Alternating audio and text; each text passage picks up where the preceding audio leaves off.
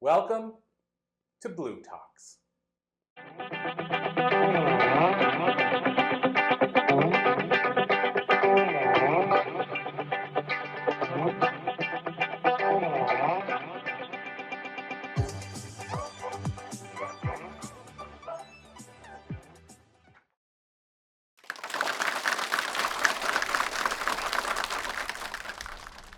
It's my pleasure to be here with you today. I am so grateful for this opportunity. I feel humbled and honored.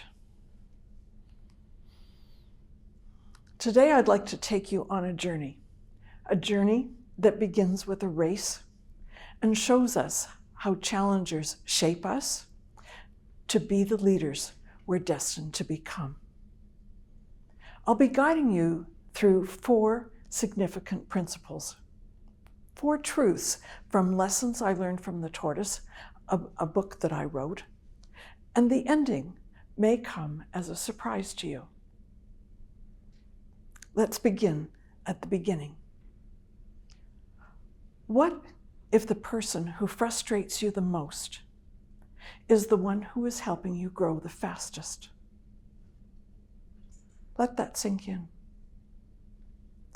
Allow me to repeat. What if the person who frustrates you the most is the one who is helping you grow the fastest? You know, when we're frustrated by someone, one of the things that we seem to naturally do is to shy away. We want to avoid the situation, we want to avoid the person. But what if instead, the person who is frustrating us, the one who is testing our patience, is really gifting us? What if that person is more like a catalyst? What if that person is actually a guide in disguise? You know, while cheerleaders may shape us with praise and compliments and be there to celebrate our wins, I'm not certain that their energy gives us the kind of strength and resilience that we might get from someone who is actually testing us at our core. After all, what is it that challengers really do to help us? I think that what they're doing is causing us to look deeper inside, deeper to find strength, deeper to find courage to move from comfortable to uncomfortable. It's my contention that we choose our actions and become who we are because of those who test us. And in fact, to truly understand the power of a challenger, we need look no further than back to Aesop's fable about the tortoise and the hare. You know the one, the slow-moving tortoise and the overconfident hare and the timeless lesson in transformation. We all know the story.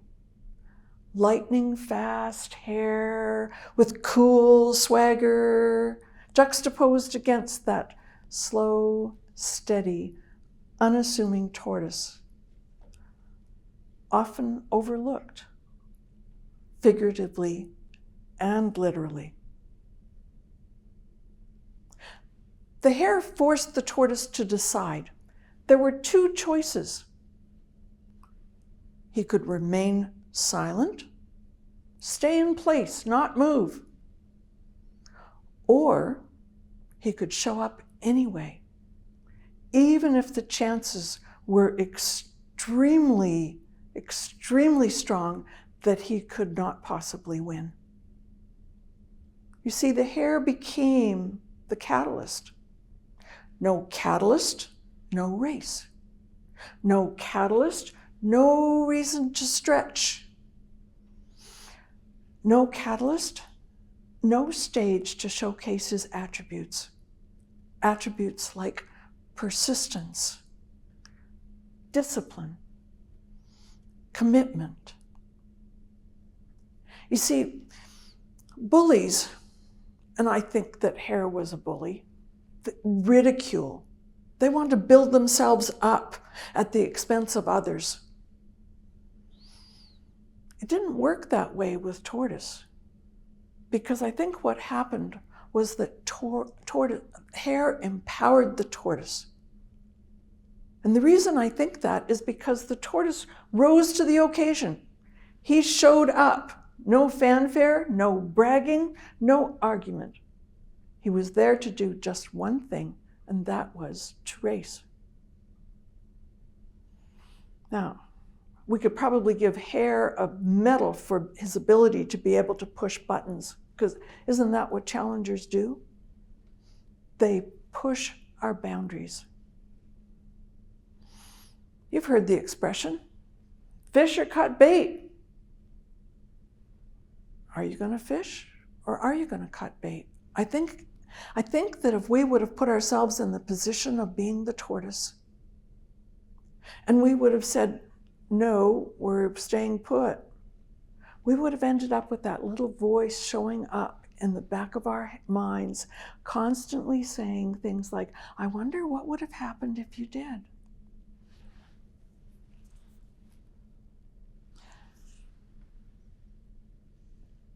Tortoise won, but he didn't win because he was fast. He won because he was consistent and committed. I believe that challengers don't just confront us, they awaken the giant within us. In the afterword of my book, I write, challengers inspire us to take giant steps long before we might ever become giants. Challengers poke at our mettle and cause us to develop armor plate. Challengers encourage us and mentor us and motivate us to break free of our thresholds and grow.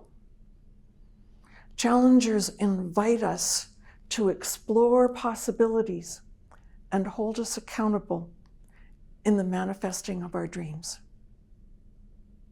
Let's break down those 4 powerful truths. The first is about challengers and giant steps. There I was in Reno, Nevada, a number of years ago, attending our first meeting, my husband and I, for CEO space. And while we were there, we spent a good deal of time networking and embracing others who are also entrepreneurs in North America.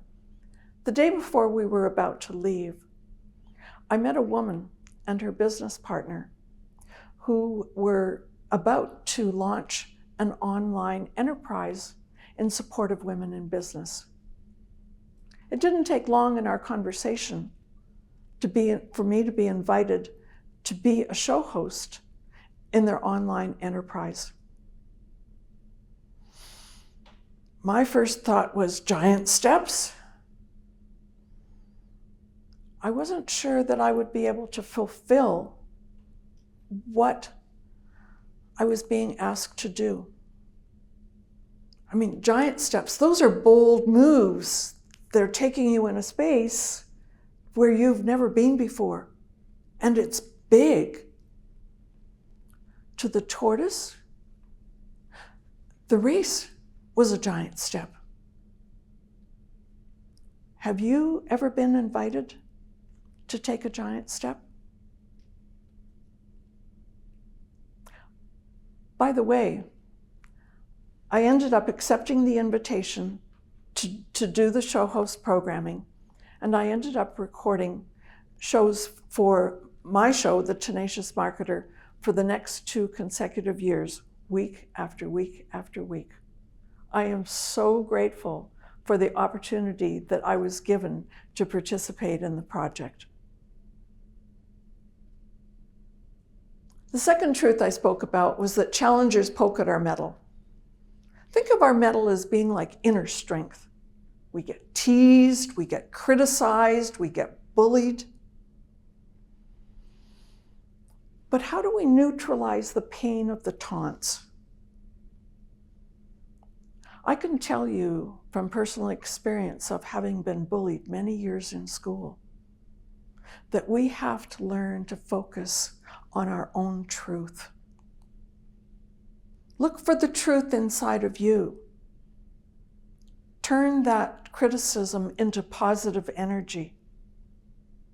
After all, the tortoise was bullied by the hare, but he ended up not only receiving the invitation to take action, but he did it with dignity and respect.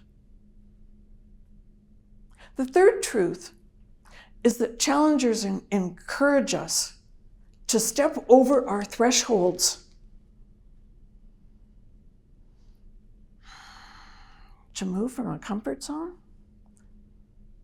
I spent 10 years after a car accident I was in, shortly after my husband and I were married, attempting to learn to speak again. I had difficulty putting a sentence together. I had difficulty participating in my own social life.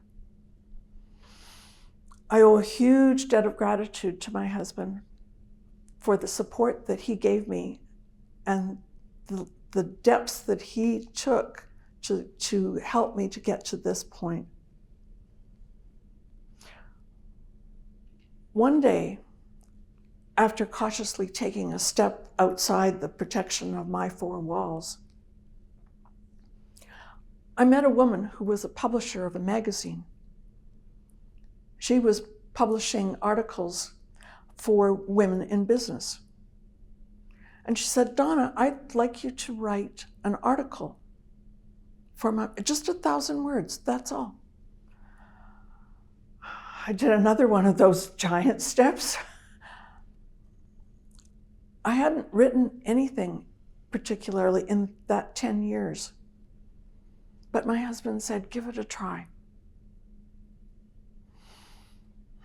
If I could write a master's thesis of 169 pages, I could write 1,000 words. It took me 3 weeks to painfully take the time to put my thoughts into an article that might be published. And my husband finally said, "Push send." Within 5 minutes, she sent back the message that said, "Perfect." And I did another one of those giant steps. If I wanted to do this again, would I be able to meet my bar? 2 months later, the article was in print, and someone said to me, "There's a book in there." Well, you know what I said. Giant steps. Wasn't sure I could make that work. My first attempt, after I gave it some serious thought, was at 53 pages. But I can tell you that 14 months later, I had my first self-published book, and I launched my coaching enterprise. You know, I think I am where I am today. In fact, I know where I am where I am today because of the invitations that I have received along the way where I said yes. I believe that we all receive invitations, and we have but to pay attention. Sometimes they come out loud and clear, and sometimes we sort of have to read between the lines to find the gems. The hare influenced the tortoise to take a giant step. But don't we really grow faster outside our comfort zones than within them?